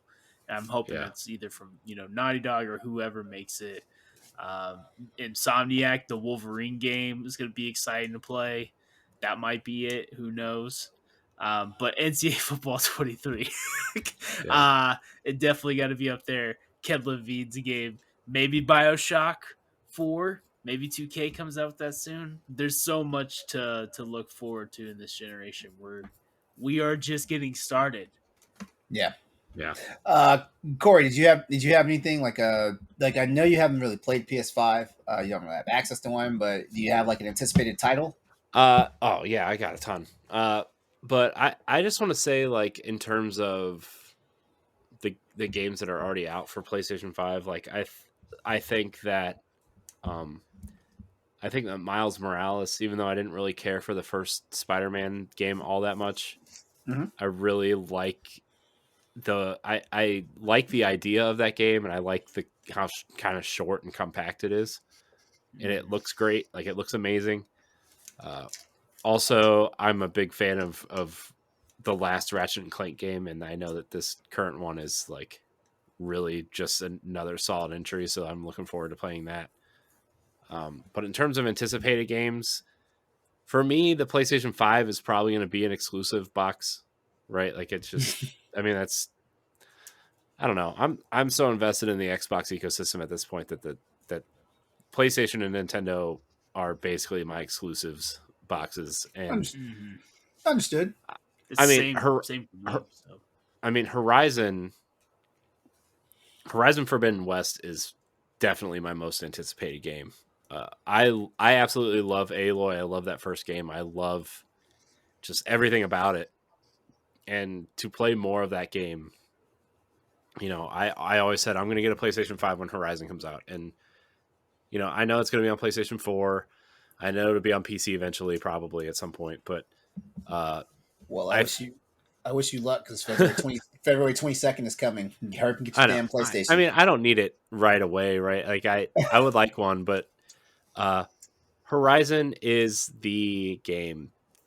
It's the game for me. You know what? Stoy is going to talk so much shit about me when I say this, but I mean, Horizon because of Nintendo like fumbling and pushing back Advance Wars 1 and 2. Like it's also the same week as Horizon Forbidden West, so it's also the same week as Destiny, the Witch Queen. So yeah.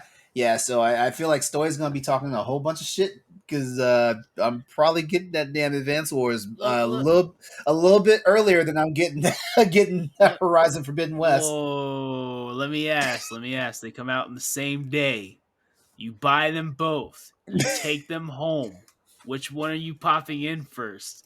He's playing Advance Wars first because Advance fucking Wars. It's because Horizon's going to take so long to install. Come on, man. He's going to play Advance Wars while Horizon installs, and then he'll play Horizon.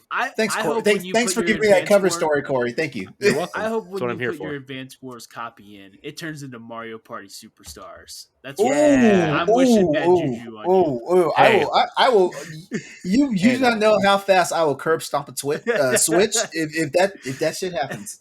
I like Mario Party. Okay, I just don't like playing it by myself, and nobody likes it. The only Mario Party I like is the one that's the one that is originally on the Switch, not this new one. I haven't played this new one yet, so I don't know. But all I know is it's based off the old Mario Party game, so I know I'm already going to hate it. Corey, let's have an Outriders Mario Party day, just me and you. Because we're trying to roll up production on the new once a month Mario Party show, Austin.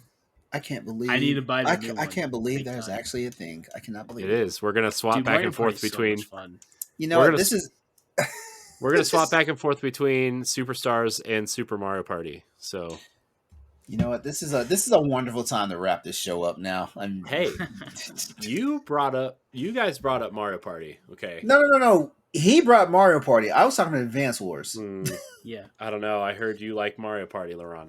I heard it. That's our show for tonight. We can clip it out too. He likes Mario Party. He's not denying it. Yeah. I'm gonna make a GIF. I don't know how to make a GIF, but I will make a GIF of LeRon just saying, "I like Mario Party." Let me close the goddamn show, please. All right, everyone, that's our show for tonight.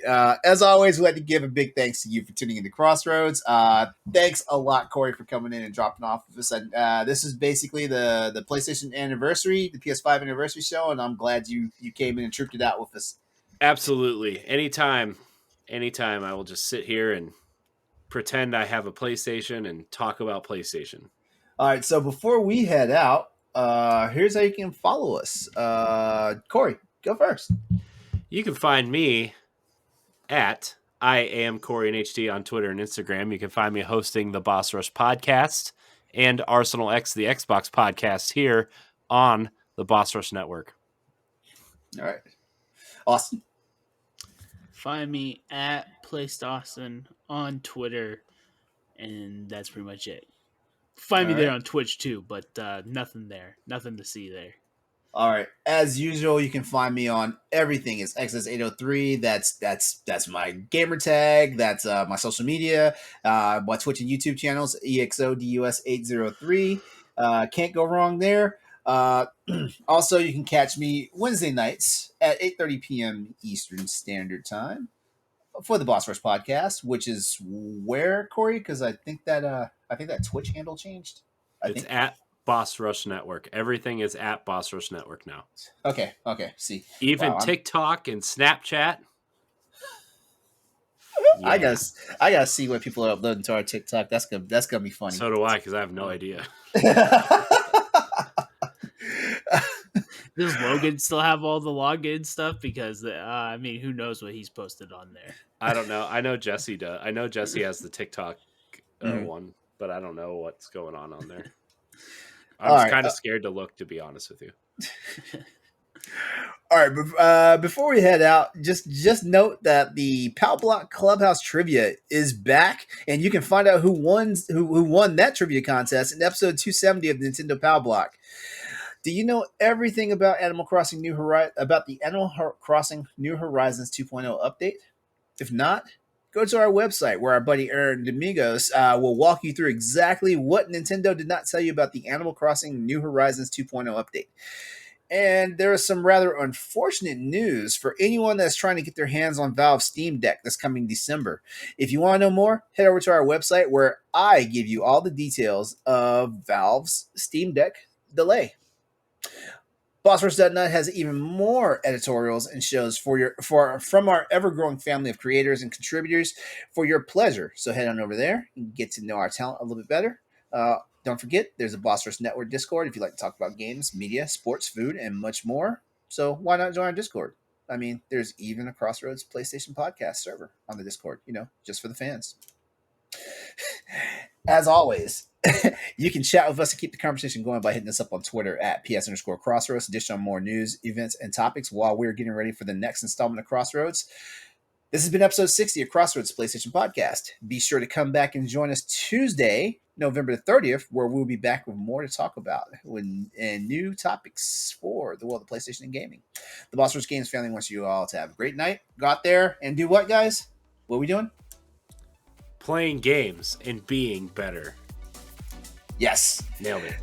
Take care of yourselves, everyone. We'll be back here in 2 weeks. Happy Thanksgiving.